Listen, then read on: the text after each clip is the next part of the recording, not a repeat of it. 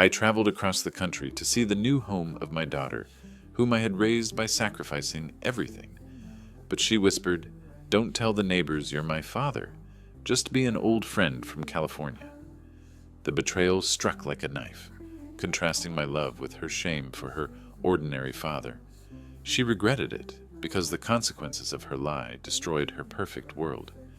Before we continue, please subscribe to the channel and let us know where you're listening in the comments. Don't tell the neighbors you're my father. Just say you're an old family friend from California. Anna's whisper cut through the warm June evening like a blade finding its mark. I stood beside my beaten Ford pickup, one hand still gripping the door handle, the other frozen halfway to my duffel bag. 3 days of driving across the country, through Nevada's endless desert and Pennsylvania's rolling hills, and this was my welcome. The golden hour light painted everything beautiful, the manicured lawns, the pristine driveways, the expensive cars that made my truck look like a relic, but Anna's words turned that beauty cold. "All right, Anna," my voice came out flat, emotionless. 40 years of raising her, of working double shifts and selling my tools to fund her dreams, and I was now a family friend. The lie sat in my throat like broken glass. She positioned herself between me and the neighbor's yard, her designer dress catching the evening breeze. Everything about her screamed success: the perfect hair, the subtle jewelry, the confidence that money brings. Everything except her eyes, which darted nervously toward the neighboring houses. "Beautiful weather for traveling." The neighbor approached with genuine warmth, wiping grass stains from his hands. His lawnmower sat silent behind him, another symbol of suburban perfection. I forced my weathered face into something resembling a smile. "Yes, long drive from the West Coast." The words felt foreign in my mouth. I was performing now, playing a role in my daughter's carefully constructed life. The neighbor nodded enthusiastically, launching into small talk about California weather, while I stood there like an actor who'd forgotten his lines. Anna's relief was palpable when the conversation ended. She practically vibrated with nervous energy, her gaze scanning the street for other potential witnesses to my arrival. I grabbed my duffel bag, worn canvas that had traveled with me through 20 years of construction jobs, and slung it over my shoulder. The neighbor waved goodbye, returning to his perfect lawn. His mower roared back to life, drowning out the sound of my heart breaking in small, quiet pieces. Anna turned toward the house, her heels clicking against the pristine driveway. "Come on, let's get you inside." I followed her up the walkway, past flower beds that looked like magazine spreads. Every step took me further from the man who'd driven 3,000 miles to see his daughter, and closer to whatever stranger I was supposed to be. The front door loomed ahead, white and imposing, leading into a life where I apparently didn't belong. My calloused fingers tightened around the bag's strap as Anna fumbled with her keys. Behind us, the neighbor's mower continued its steady rhythm, a soundtrack to my transformation from father to fiction. Anna pushed open the front door, and I stepped into what felt like a museum exhibit titled "How the Other Half Lives." Cool air conditioning hit my face, carrying the artificial scent of vanilla candles instead of home cooking. The living room stretched before us like a showroom floor, everything coordinated, expensive, and cold. "Richard's in his office finishing up some calls," Anna said, her voice artificially bright. "Let me show you around." I followed her through rooms that belonged in a design magazine. The furniture looked like it had never been truly used, all sharp angles and neutral colors. My work boots felt too loud against the hardwood floors, each step announcing my intrusion into this pristine world. The walls told their own story. Framed photographs lined the mantel and hallway. Richard's family skiing in Aspen, romantic shots from European vacations, the kids at private school graduations, professional portraits in expensive frames. Not a single picture included me. "Lots of memories on these walls," I said, my voice carefully neutral. Anna's step faltered slightly. "That's from our Tuscany trip last year. Richard knows all the best restaurants there." In the kitchen, marble countertops gleamed under pendant lights that probably cost more than my monthly pension. Anna quickly moved a familiar cookie container, my homemade oatmeal chocolate chip, from the counter to a cabinet. Even my gifts were being hidden. "We're on keto now," she explained without meeting my eyes, "but the kids might try your cookies." Might. The word hung in the air like a question mark. Richard appeared as if summoned, phone still pressed to his ear. He held up one finger, the universal signal for important people must wait, while finishing his conversation. When he finally hung up, his smile was perfectly practiced. "We're glad to have you here, John. Anna's told me so much about you." His handshake was firm, calculated to demonstrate confidence without seeming aggressive. Everything about him screamed success. The tailored shirt, the expensive watch, the way he moved through the house like he owned not just the property, but everyone in it. "Beautiful house," I said, running my hand along the marble island. "Solid foundation." Something flickered in Richard's eyes at the word foundation. He knew, of course. Anna would have had to explain how they'd afforded the down payment for this showcase, but acknowledging my contribution would complicate their narrative. "Anna has excellent taste," he replied smoothly, deflecting credit away from uncomfortable truth. The guest room felt like a hotel suite. White bedding, generic artwork, a card on the nightstand reading "Welcome guests" in elegant script. No family photos here either. No hint that the man staying here had helped make any of this possible.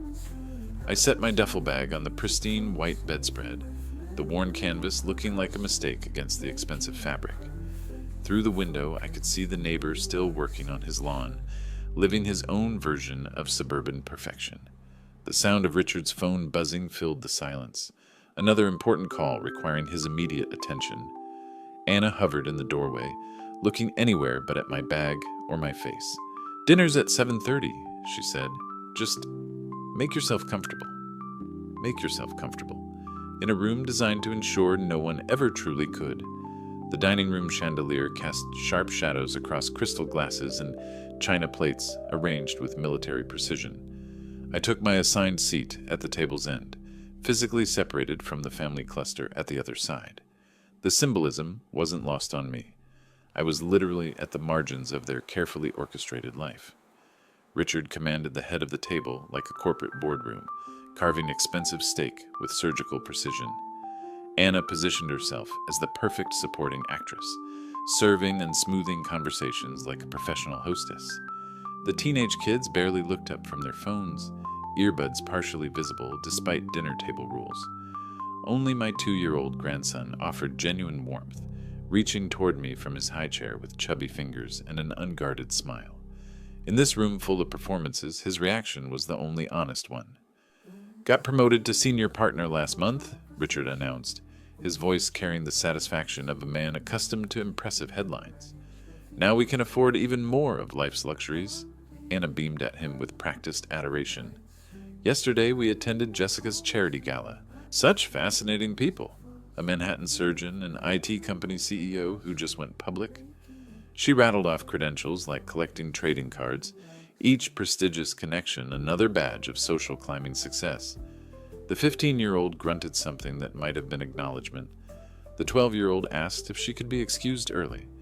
"I had a good year too," I offered during a brief lull. "Finished the Miller house renovation, complete foundation rebuild, custom cabinets throughout." The words landed like stones in still water, creating ripples of uncomfortable silence. Anna's fork paused halfway to her mouth. Richard's attention immediately shifted to his wine glass, studying the vintage label with sudden fascination. "Richard, tell us about that corporate merger case," Anna said quickly, steering the conversation back to safer territory. And like that, my contribution to the evening and to their lives was erased. Richard launched into a detailed explanation of legal strategies and billable hours, while I sat there remembering different dinners, kitchen table conversations where Anna shared her college dreams, while I calculated how many overtime shifts would pay for her textbooks, celebrations when she graduated, when she got her first job, when she called to say she'd found the perfect house. "This is for our family, Dad," she'd said then, "a place where we can all be together." I looked around this dining room where togetherness meant performance and family meant hiding your history. The baby gurgled and reached for my face again, his tiny fingers touching my cheek with innocent affection. At least someone at this table recognized family when he saw it. Richard checked his phone between bites, the blue screen reflecting off his glasses. International client. Different time zones, you understand? I understood perfectly. Everything here had a hierarchy, and I ranked somewhere below international business calls. Anna filled silences with nervous chatter about neighborhood events and social obligations. The children responded in monosyllables when directly addressed. I sat at my isolated end of the table, watching my daughter conduct this orchestra of artificial harmony, while my homemade cookies remained hidden in her kitchen cabinet. When dinner finally ended, the family dispersed like actors leaving a stage. Richard disappeared to his home office for more important calls. Anna whisked the baby upstairs for his bath routine. The teenagers vanished to their rooms with barely a good night. I was offered a choice: television in the living room or rest in the guest room. Both options meant being alone, which seemed to be the evening's theme.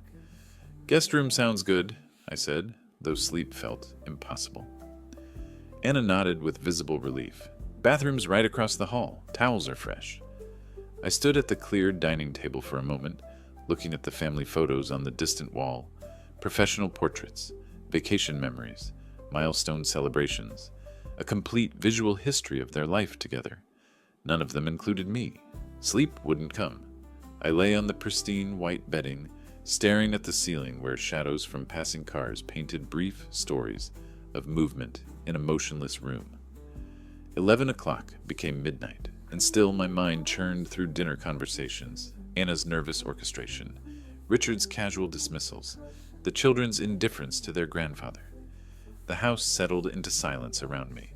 Central air hummed its artificial lullaby, while I replayed every word, every glance, every careful redirection when I'd tried to contribute something real to their polished world.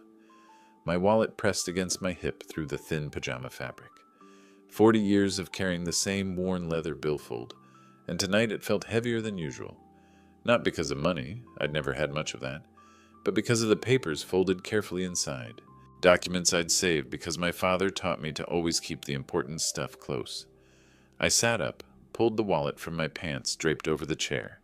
The overhead light seemed too bright, too revealing, so I used my phone's flashlight instead. Blue-white glow illuminated the first paper as I unfolded it with careful reverence. Property contract, my signature bold and confident in black ink, dated 3 years ago. Primary owner, John Garrett. Investment amount, $140,000. Percentage of ownership, 80%. Anna's name appeared in smaller print, 20%. Based on financial contribution, $0. $180,000, I whispered to the empty room. Primary owner, my signature everywhere. My phone's camera clicked softly as I photographed each page. Evidence, though I wasn't sure yet what I'd need it for. The second document showed the down payment source, my savings account, cleaned out. The third revealed the tool sale receipts, 40 years of Craftsman and DeWalt reduced to numbers on a bank deposit slip. The house creaked overhead. Someone walking to the bathroom, probably. I froze until the footsteps faded, then continued my methodical documentation. Wasn't looking for confirmation, already knew the facts. But seeing them laid out in legal terminology reminded me of something I'd almost forgotten: the difference between what's right and what's comfortable. Thirst drove me to the kitchen around midnight. I moved carefully across the hardwood floors, avoiding the spots that had squeaked during the house tour. The refrigerator's ice maker rumbled to life as I filled a glass with filtered water that tasted like nothing. On my way back, I noticed the laundry room door standing slightly open. Anna was organized to a fault. Everything had its place in her perfect world. But organization also meant filing systems, and filing systems meant records. The folder marked important documents sat on a shelf between detergent and fabric softener. My flashlight revealed mortgage papers, insurance policies, and a copy of our original ownership agreement. Richard's name on the monthly payment obligations, but the property deed told a different story. I photographed everything with the thoroughness of a man who'd spent decades checking blueprints for structural integrity.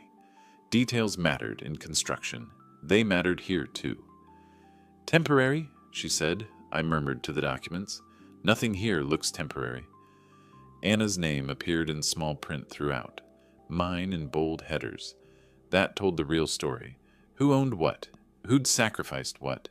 Who'd built the foundation that others now stood on? By 2 in the morning, I'd created a complete digital record of my legal position.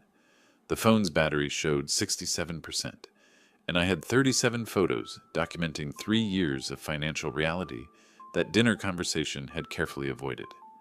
Back in the guest room, I sat on the bed's edge, scrolling through images of contracts and bank records. Legal proof of what my heart already knew. I wasn't a family friend visiting from California. I was the foundation this house was built on, buried under layers of social pretense but still solid, still bearing the weight of everything above it. Dawn light crept through the window as I finally set the phone aside. Sleep came easier now, though I couldn't say if it was from exhaustion or the strange peace that comes with absolute clarity. The next evening, Anna announced we'd been invited to the neighbor's party with the enthusiasm of someone describing a military operation. She'd spent the day in careful preparation, arranging the house like a stage set, while I helped Richard trim hedges and pretended yesterday's document review hadn't happened. "Wear this instead," she said, holding up one of Richard's shirts, expensive cotton with a designer label peeking from the collar, "so you'll fit in better." I looked at my own flannel shirt, soft from years of washing, honest as worn denim, then at Richard's pristine offering, pressed and perfect as everything else in this house. "Sure thing." The borrowed shirt pulled tight across my shoulders made me move differently. In the bathroom mirror, I looked like myself wearing a costume, trying to pass for someone I'd never been. Anna appeared behind me, adjusting the collar with nervous precision. "Remember, you're our friend from California. We met through mutual acquaintances. Keep it simple." Her reflection showed the strain of maintaining so many careful lies. I wanted to tell her about the documents, about legal ownership and financial contributions, but watching her hands shake as she fixed my collar told me this wasn't the moment. Anna was drowning in her own deceptions, and throwing more truth at her would only push her deeper underwater. The neighbor's backyard looked like a magazine spread, string lights draped between mature oak trees, an outdoor kitchen that cost more than most people's cars, furniture arranged with the casual precision of professional staging. Bob, the host, greeted us with practiced warmth while grilling steaks that probably cost $50 each. "How's the real estate investment business treating you?" he asked. Apparently Anna had already established my fictional occupation. "I helped with this house," I said, gesturing toward Anna's property line. Anna's cough sounded like a car engine refusing to start. "John, tell them about California weather." The conversation flowed around me like water around a stone. Vacation homes in the Hamptons, private school admission strategies, wine vintages from trips to Tuscany. I listened to people casually mention spending more on weekend getaways than I'd made in good months, watched them perform wealth like actors hitting their marks. Jessica, the neighborhood social coordinator, wore her status like jewelry, every sentence polished to reflect maximum light. "We're considering private tutoring for Madison. Harvard admission is so competitive these days." Sarah nodded knowingly. "Our pediatrician's wife manages applications for Manhattan families. The connections are everything." Mike, who'd apparently built some tech company from nothing, spoke in casual millions while sipping craft cocktails. His success story sounded rehearsed, like a TED Talk delivered over backyard barbecue. "The secret is knowing when to scale," he explained to Richard, who listened with the hungry attention of someone always calculating his next advancement. I attempted to contribute. "Built a foundation system last year that saved the homeowner $30,000 in structural repairs." "Construction consulting," Anna interjected quickly. "Very specialized field." But I'd already revealed too much. Bob's eyes sharpened with interest. "You work in construction? Must be quite different from investment real estate." "Different skills, same principles," I said, trying to navigate Anna's fictional minefield. "Foundation work mostly, making sure everything stays solid underneath." Anna positioned herself between me and the more dangerous conversations, steering me toward safer topics like weather and travel. But every subject seemed to lead back to money, status, connections, the currency of their carefully curated world. "Don't share everything, Dad," Anna whispered during a lull when others focused on Mike's latest acquisition story. "People judge quickly here." The word "Dad" slipped out like a confession she immediately regretted. She glanced around nervously, but no one had heard over the laughter about someone's yacht maintenance problems. As the evening progressed, I watched these people perform their prosperity with theatrical precision. Every conversation was a carefully choreographed display of success. Every casual mention of expensive purchases, a subtle assertion of hierarchy. They weren't just neighbors, they were an audience evaluating each other's performances in the ongoing drama of suburban supremacy. The borrowed shirt felt tighter with each passing hour. I didn't belong in this theater, couldn't remember my lines in their ongoing production of perfect lives. Anna's relief when we finally said our goodbyes was almost palpable, her smile lasting just long enough for the final curtain call. Walking back across the perfectly manicured space between their world and ours, the neighbors' laughter faded behind us like applause from a show I'd never auditioned for. Anna removed her party smile the moment we stepped inside, exhaustion replacing performance like an actress stepping off stage. Richard disappeared to his office for important international calls, leaving us standing in the foyer, where expensive silence filled the spaces between us. "I need some air," I said, which wasn't entirely a lie. The garage door stood slightly open, caught by the evening breeze. Through the gap I glimpsed organized shelves and the geometric shadows of stored boxes.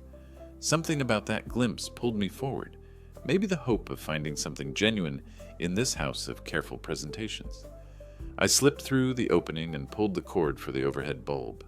Harsh light revealed Anna's organization system in full glory. Christmas decorations labeled by room, seasonal clothes sorted by size, lawn equipment arranged with military precision. Everything in its place, everything serving a purpose in the machinery of their perfect life. But tucked behind the holiday storage, almost hidden by strings of carefully wound lights, sat a box labeled in Anna's handwriting. Old things, as if memories had expiration dates. I pulled the box forward, dust motes dancing in the light like ghosts of forgotten moments. The cardboard felt soft with age, corners worn from handling, and when I lifted the lid, time folded backward on itself. Photos, dozens of them chronicling the life I'd almost forgotten Anna remembered. Anna at 6 with her front teeth missing, grinning beside the fish we'd caught at Silver Lake. Anna at 12, serious and proud in her first baseball uniform. I'd taught her to slide into home base the summer after her mother died. Anna at 18 in her graduation cap, my arm around her shoulders, both of us crying happy tears because we'd made it through the hard years together. My hands trembled as I lifted each photo, these preserved moments of when we were enough for each other, before social status and neighborhood approval became the measures of worth, before I became the embarrassing secret she had to hide in garages and careful lies. Beneath the photos lay treasures I'd forgotten I'd given her. The first baseball glove we'd bought together, stiff with age but carefully preserved. A Father's Day card made from construction paper and crayon, where 8-year-old Anna had written, "Best Dad Ever," in careful block letters. The acceptance letter to her college, and folded inside it, my own note of congratulation. I unfolded the paper, recognizing my younger self's handwriting. "Never forget who stands with you through everything. Your foundation will always be solid, because you're built on love, not just dreams. Always yours, Dad." She kept it, I whispered to the garage's patient silence, but hid it here. Every memory preserved but locked away like shameful secrets. The baseball glove I'd bought when I noticed her envying the boys on the playground. The tools I'd given her for high school graduation. "So you'll never need anyone to fix things for you," I'd said, not knowing she'd eventually need fixing from me. Here was our entire relationship, carefully maintained but banished to storage. Love archived but not displayed, history acknowledged but never celebrated. I was looking at my daughter's heart, and it lived in a garage behind Christmas decorations and lawnmower fuel. I held up the fishing photo, remembering that perfect Saturday when grief over her mother's death had finally started loosening its grip on both of us.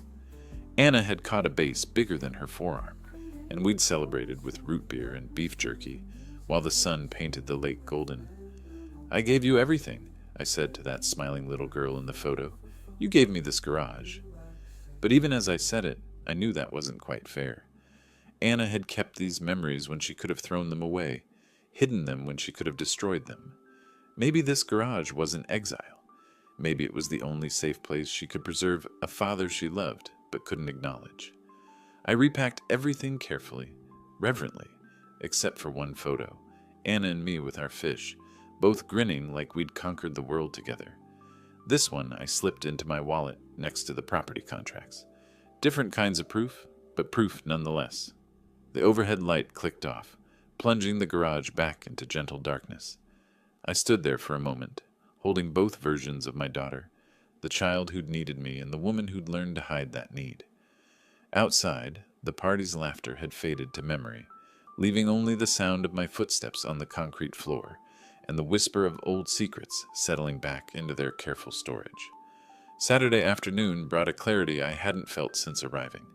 The morning passed quietly, family sleeping late after their social performance, while I walked the neighborhood with different eyes. Every manicured lawn, every perfect driveway, every symbol of their carefully constructed paradise suddenly looked different when viewed through the lens of ownership rather than exclusion. By 2 o'clock, Anna had left for grocery shopping with the kids, and Richard disappeared to his golf game with the same neighbors who'd evaluated my worth the night before. The house settled into afternoon silence, giving me the privacy I needed for important business. I sat on the guest room bed with my phone, scrolling through the contacts until I found the name I needed, Tom Martinez, attorney at law. We'd worked together on my previous property purchase, back when Anna was still in college, and grateful for any help her old man could provide. Tom, this is John Garrett. I need you to review the property contract for the house on Maple Drive in Westchester. I want to understand my exact rights as primary stakeholder.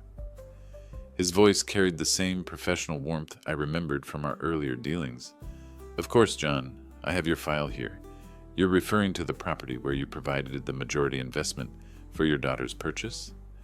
That's correct. 80% ownership, based on my $180,000 down payment. Papers rustled through the phone speaker as Tom pulled the relevant documents. I spread my own copies across the white bedspread, photographing each page while we talked. The afternoon light streaming through the window illuminated every signature, every dollar amount, every legal clause that established my position. Without your signature, they cannot modify ownership percentages, transfer title, or make major financial decisions regarding the property, Tom explained with the patience of someone who'd handled similar family situations before. You maintain full legal control as primary stakeholder. I leaned forward, pen poised over a notepad I'd found in the guest room desk. What are my options if I want to exercise those rights? Legally speaking, you could reclaim full occupancy immediately. The current residents would be considered tenants without formal lease agreements. You could also require their signatures on any refinancing, force a sale, or establish formal rental arrangements. The words settled into my mind like pieces of a puzzle, finally finding their proper places. Not revenge, justice, not cruelty, clarity about what belonged to whom. This isn't about anger, Tom. It's about making sure everyone understands the real foundation this family stands on. I understand completely, John. Family property disputes require careful handling, but your legal position is quite strong. Do you want me to prepare any formal documentation? I organized the photos on my phone into a systematic folder while we discussed timelines and procedures. Each image represented a different aspect of my investment: down payment receipts, original contracts, amendment forms that Anna and Richard had never bothered to review carefully. Let me think about next steps, I told Tom. I'll call you back early next week with my decision. After hanging up, I sat in the quiet room, surrounded by evidence of my legal standing. 3 days ago, I had driven across the country hoping for connection with my daughter. Now I held documented proof that I owned the majority of everything she'd used to build her new identity. The irony wasn't lost on me. Anna had asked me not to tell the neighbors I was her father. What she hadn't realized was that I didn't need their acceptance. I owned the stage where their entire social performance took place. Car doors slammed in the driveway, followed by Anna's voice directing the kids to help with groceries. I quickly organized the papers back into their careful order, slipped the phone into my pocket, and emerged from the guest room as Anna struggled through the front door with organic produce and expensive wine. "How was your morning, Dad?" she asked, her voice carrying the casual warmth of someone who believed all family relationships operated within predictable boundaries. "Very productive," I replied, helping her with the grocery bags. "Got some important business sorted out." Anna smiled with the satisfaction of someone whose weekend plans were falling into place exactly as organized. "Great. Richard and I are thinking of taking the kids to the lake house tomorrow. Would you mind watching the house, just for the day?" I nodded with what I hoped looked like paternal accommodation. Happy to keep an eye on things? The irony of watching my own property would have been amusing if it weren't so perfectly symbolic of everything wrong with our current arrangement. By 6 o'clock, the expensive SUV had disappeared down the tree-lined street, taking Anna's carefully orchestrated family toward whatever lake house adventure Richard's connections had arranged. I stood on the front porch, waving goodbye like the helpful father-in-law, then turned back toward the house that legally belonged primarily to me. For the first time since arriving, I moved through the rooms without the performance of being a guest. No careful steps on hardwood floors, no nervous glances toward family photos that excluded me, no pretending to belong in spaces I'd helped purchase. The transformation felt subtle but profound, like finally standing upright after years of unconscious crouching. The kitchen welcomed me with expensive appliances and Richard's well-stocked refrigerator. I selected a prime ribeye steak, the kind of cut that cost more than I used to spend on groceries for a week. But tonight felt like an occasion worth marking, even if I was the only one who understood why. Salt and pepper. That's all good meat needs, despite the cabinet full of exotic spices that Anna probably used to impress dinner guests. I heated the cast-iron skillet, the one practical pan among all the designer cookware, and listened to the steak sizzle with the honest sound of real food being prepared simply. "Steak the way she loved it as a kid," I said to the empty kitchen, remembering Anna at 12, before European trips and organic everything, before the arugula and brie phase. The memory triggered others, teaching Anna to cook after her mother died, both of us learning that shared meals could heal grief in ways that words couldn't reach. Anna's favorite dinner had been steak and mashed potatoes. Nothing fancy, just comfort food prepared with attention and love. I carried my plate to the patio, where Richard's outdoor furniture cost more than my first car. The evening light painted everything golden, including the perfectly manicured yard that required professional maintenance I was effectively funding through my down payment investment. The steak tasted exactly like I remembered, honest, straightforward, satisfying in ways that expensive restaurant meals never managed. I thought about Anna's recent obsession with keto diets and organic certifications, how my homemade cookies had been quietly hidden away like embarrassing evidence of our shared past. "Family," I said to the suburban silence. Funny how definitions change when money enters the picture. A memory surfaced, Anna calling 3 years ago about the house purchase, her voice bright with excitement and possibility. "This is for our family, Dad, our future together, a place where we can all belong." All belong.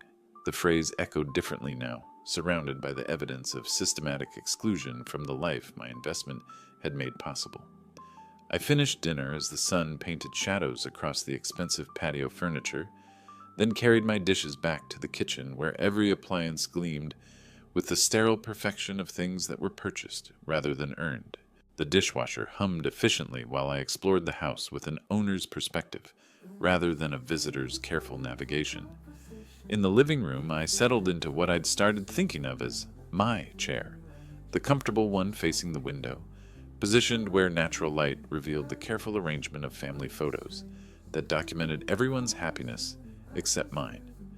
The fishing picture from the garage sat propped against my phone on the side table, Anna's 6-year-old grin a stark contrast to the formal portraits surrounding us.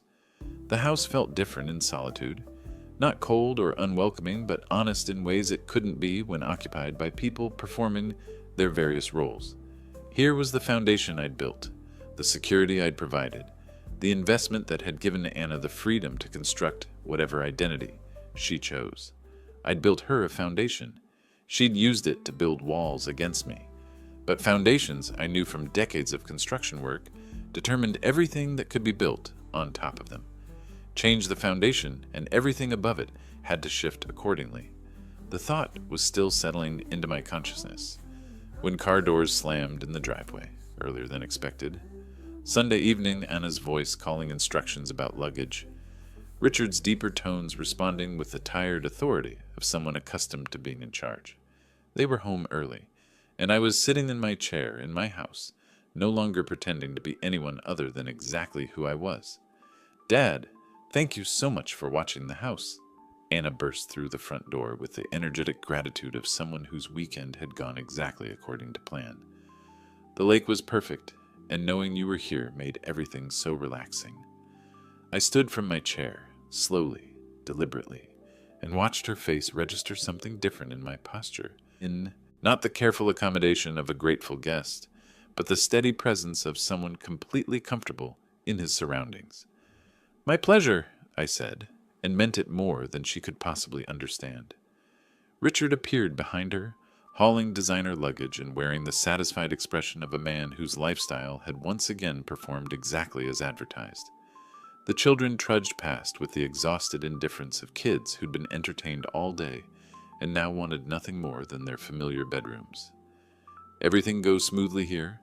Richard asked, already mentally transitioning to whatever work concerns would dominate his evening. "Very smoothly," I replied. "Had some time to think about property management, actually. Legal aspects of ownership and responsibility." Something in my tone made Anna pause in her unpacking routine. Richard's attention sharpened with the automatic wariness of a lawyer detecting unusual phrasing in seemingly casual conversation. I pulled out my phone, scrolled to the photo folder I had organized yesterday, and held up the screen showing our original property contract with my signature prominent in black ink. "You asked me not to tell neighbors I'm your father. I respected that. But this house is mine, and I'm reclaiming legal control of property decisions going forward." The words landed like physical blows. Anna's face drained of color so quickly I worried she might faint. Richard's expression shifted through confusion, disbelief, and finally the cold calculation of someone realizing his assumptions had been fundamentally wrong. "Dad, that was temporary." Anna's voice climbed an octave. "You can't just... This is our home." "It's my home," I corrected gently. 80% mine, according to the documents you obviously never read carefully. You live here because I provided the down payment that made it possible." Richard grabbed his phone with the reflexive urgency of someone accustomed to solving problems through legal maneuvering. "I'm calling my lawyer. This is harassment, possibly illegal coercion." "Call whoever you want, Richard. I'm not taking anything that isn't mine. Just reminding everyone who the actual owner is and what that means for future decisions." The children had frozen in the hallway, sensing adult conflict without understanding its implications. Anna moved protectively between them and our conversation, her maternal instincts overriding her social panic. "But we have a life here," Anna's voice broke with genuine desperation. "The kids' schools, my friends, our position in the community. You can't destroy everything." I looked at my daughter, really looked at her, past the designer clothes and carefully maintained facade, to the frightened woman underneath, who'd built her entire identity on foundations she'd never bothered to examine. "I'm not destroying anything, Anna. I'm clarifying who built what and who has the right to make decisions about it." Richard paced the marble floor, phone pressed to his ear, leaving increasingly urgent messages for legal contacts who weren't answering their phones on Sunday evening. His confidence cracked visibly as each call went to voicemail, reality slowly penetrating his assumptions about control and ownership. "The documents are clear," I continued, my voice steady despite the emotional storm swirling around me. "Tom Martinez confirmed everything yesterday. Without my signature, you cannot modify ownership, refinance, or make major decisions about this property." Anna sank into the expensive sofa Richard had probably chosen to impress clients, her hands shaking as the full implications hit her. Not just the house, but the social position it represented, the identity she'd constructed, the security she'd assumed was permanent. "Why?" she whispered, looking at me with eyes that held equal parts hurt and terror. "Why are you doing this to us?" I sat down across from her, close enough to see the tears she was trying to hide, far enough to maintain the clarity this conversation required. Ask yourself that question, Anna. Ask yourself why the man who made this life possible became someone you had to hide from your neighbors. The children had retreated upstairs, their footsteps echoing through expensive halls. Richard continued his frantic phone calls, his voice growing more strained with each unsuccessful attempt to reach legal salvation. The baby's cry drifted from somewhere in the house, innocent and immediate in its demands. I need everyone to understand something, I said, standing up with the finality of someone who'd made irreversible decisions. This isn't about revenge or punishment. It's about making sure the foundation of this family is built on truth instead of shame. Anna looked up at me with the same expression she'd worn at 6 years old when I'd explained that her mother wasn't coming home from the hospital, lost, scared, but still hoping somehow the adults could fix everything. "What happens now?" she asked. I walked toward the guest room, pausing at the threshold of the space I'd been assigned in my own house. Now we figure out what family really means when it's built on honesty instead of hidden sacrifice. 2 hours passed in suffocating silence, punctuated only by the baby's intermittent crying and Richard's frustrated phone calls to voicemail boxes. I remained in the guest room doorway, watching my daughter's carefully constructed world crumble piece by piece, like a house built on sand instead of solid ground. Anna sat hunched on the expensive sofa, mascara creating dark tracks down her cheeks, her designer dress wrinkled from tension. The perfect hostess mask had finally slipped, revealing the frightened woman underneath who'd built her entire identity on foundations she'd never bothered to examine. "Dad, please," her voice cracked like thin ice under pressure. "You don't understand how people judge here. Your pickup truck, your work clothes, your hands. They see all of that and make assumptions." I stepped into the living room's harsh lighting, noting how the expensive fixtures cast shadows that made everyone look hollow, exhausted. "I understand perfectly, Anna. I gave you everything I had, and you hid me away like a shameful secret." Richard paced between the kitchen and living room, phone pressed to his ear with increasing desperation. Each unanswered call stripped away another layer of his professional confidence, revealing the panic of a man discovering his expertise couldn't solve every problem. "But they look at you and see," Anna's words dissolved into broken sobs, "they see a working man who built something with his hands instead of his connections. You see shame. That's the real difference between us." The children had retreated upstairs hours ago, occasionally peering through the banister railings with the wide eyes of witnesses to adult catastrophe. Only the baby's cries punctuated our family crisis, innocent demands for comfort in a house where no one felt particularly comforting. Anna's breakdown accelerated with the relentless inevitability of structural collapse. "I didn't want to be ashamed. When they talk about their families, their histories, their backgrounds, I wanted to belong somewhere that mattered. And I didn't matter?" She looked up at me with eyes that held decades of accumulated guilt and social climbing exhaustion. "I became someone I don't recognize. Someone who could hide her own father because his truck didn't match the neighborhood aesthetic." Richard slammed his phone onto the marble counter, the sound echoing through the kitchen like a gavel of defeat. "Every lawyer I know is either unreachable or tells me the same thing. Your documentation is ironclad. Your legal position unassailable." I moved to the kitchen where the fluorescent lighting revealed every crack in our family foundation. Anna followed, her movements those of someone walking through debris after an earthquake. "What do you want from us?" Richard demanded, his lawyer's training finally kicked in despite personal desperation. "Money? Recognition? Some kind of formal acknowledgement?" "I want my daughter back," I said simply. "The one who used to be proud of where she came from instead of spending energy hiding it." Anna collapsed against the kitchen island, her perfectly manicured facade completely shattered. "I'm sorry, Daddy. I'm so sorry. I don't know who I became or why I thought pretending you didn't exist would make me more worthy of this life." The baby's crying intensified from upstairs, a sound that seemed to pull Anna back toward her maternal responsibilities, even as her adult world fell apart around her. She moved toward the stairs with mechanical necessity, pausing at the threshold between kitchen and hallway. "I love you," she whispered without turning around. "I never stopped loving you. I just forgot how to show it honestly." Richard stood among his expensive appliances, looking like a man who discovered his law degree couldn't rewrite fundamental truths about ownership and sacrifice. His phone buzzed with another returned call, but he didn't reach for it. "What happens now?" Anna asked from the stairway, holding our grandson against her shoulder, where his crying gradually subsided into exhausted whimpers. I looked at my daughter, really looked at her, seeing past the designer clothes and social pretensions to the little girl who used to catch fireflies with me on summer evenings before life became complicated by status and appearances. "Now I go back to California and handle this properly," I said, "through the right channels, with proper documentation, the way things should be done." She nodded with the resigned acceptance of someone who'd finally run out of alternatives to truth. "You'll understand soon enough what justice looks like when it's built on love instead of anger." The baby's breathing had settled into peaceful rhythm against Anna's shoulder, creating a moment of genuine quiet in our storm-tossed evening.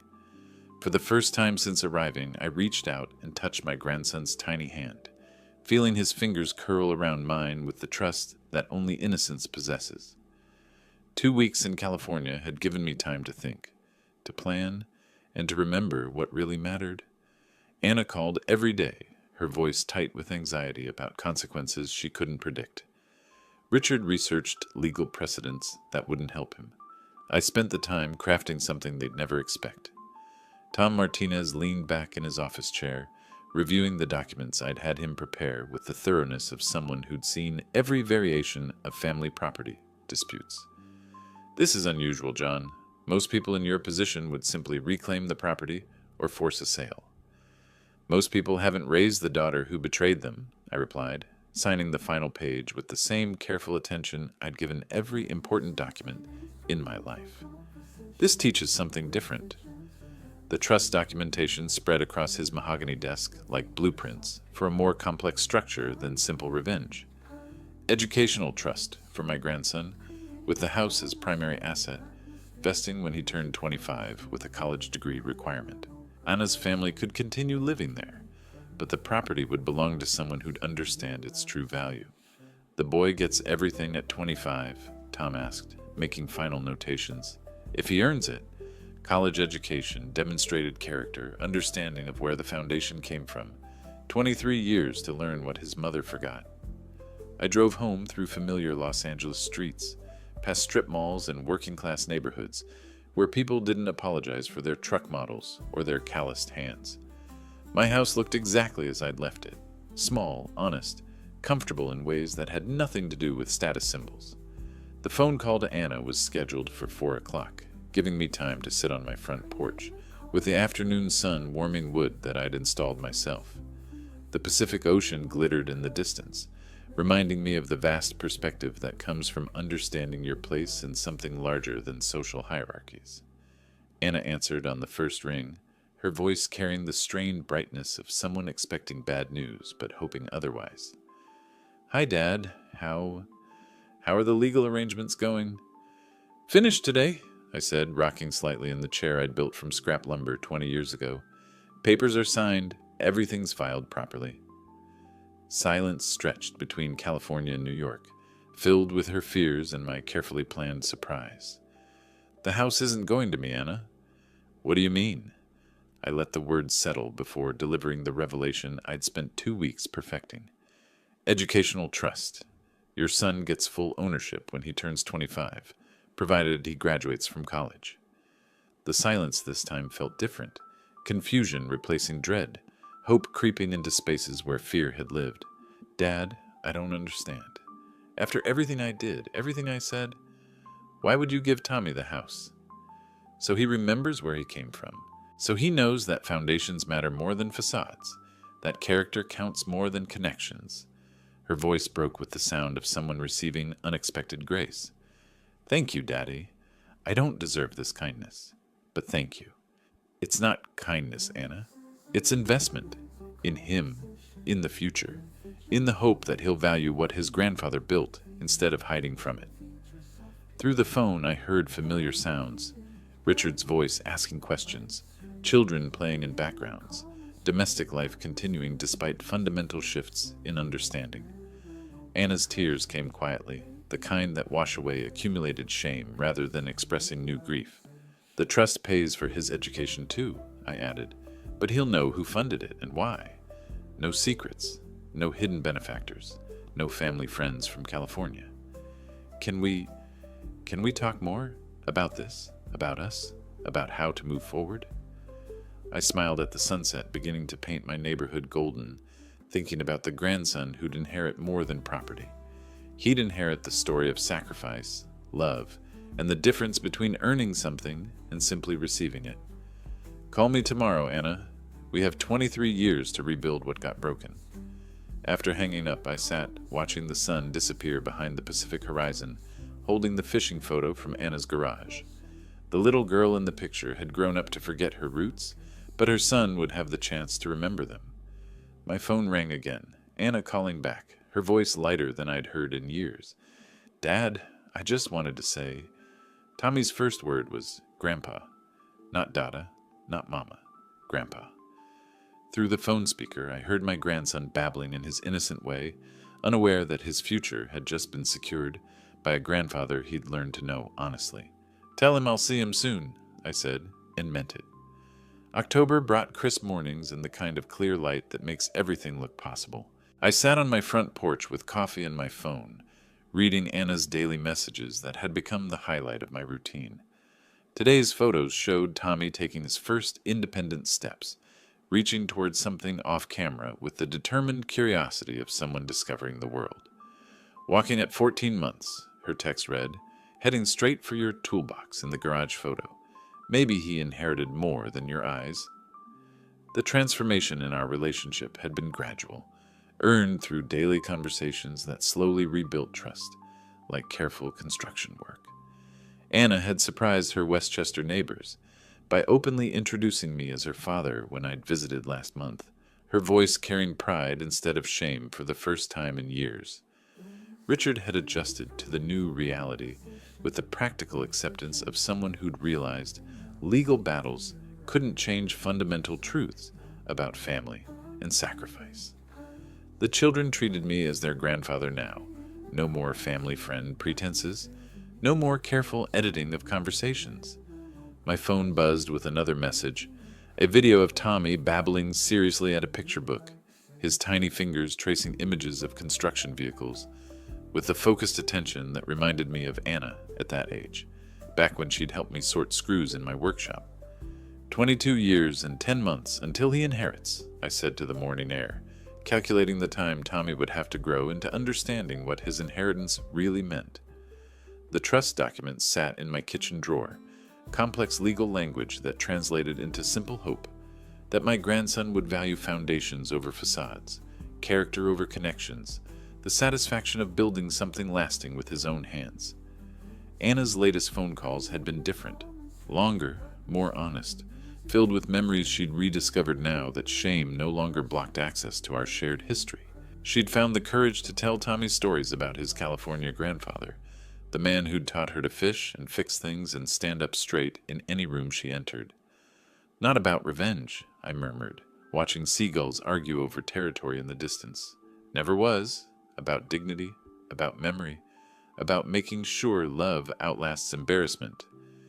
The afternoon mail brought an envelope with Tommy's handprints, pressed in clay, accompanied by Anna's note. For Grandpa's workshop, so you remember you're building something important.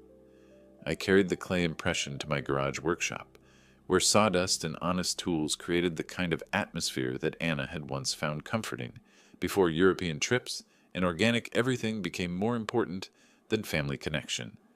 The handprints found their place on my workbench, small reminders of potential and promise. By the time Tommy turned 25, these tiny hands would be capable of real work, real creation, real understanding of what it meant to build something that lasted. My phone rang as the sun began its descent toward the Pacific horizon. Anna's voice carried the easy warmth of someone who'd finally learned to be comfortable with truth. We're planning Christmas in California, Dad. Tommy's excited to meet his grandfather properly, and I want to show him where his mom learned to be strong. I rocked in my chair, watching stars appear in the darkening sky, while my grandson babbled cheerfully in the background of our conversation. Anna's laughter mixed with Tommy's innocent sounds, creating the kind of family music I'd thought was lost forever. Bring your appetite, I said. I'm planning to teach him about real cooking. Simple food prepared with attention and love. He'll love that, Dad. We all will. After hanging up, I sat in the peaceful darkness, holding the fishing photo that had traveled from Anna's hidden garage to my honored place on the kitchen counter. 3 generations of family history in one small image, proof that foundations could survive even when the structures built on top of them forgot their origins. The phone rang once more, Anna calling back with something she'd forgotten to mention, her voice bubbling with the kind of excitement that reminded me of the little girl who used to believe her father could fix anything. Dad, I almost forgot. Tommy said his second word today. What was it? Hammer. Clear as anything. Richard thinks it's a coincidence, but I know better. I smiled into the California night, understanding that some inheritances begin long before legal documents take effect, passed down through blood and memory, and the persistent love that builds foundations strong enough to last generations. If you like this story, please like this video, subscribe to the channel, and share your impressions of this story in the comments. To listen to the next story, click on the box on the left. Thank you for watching.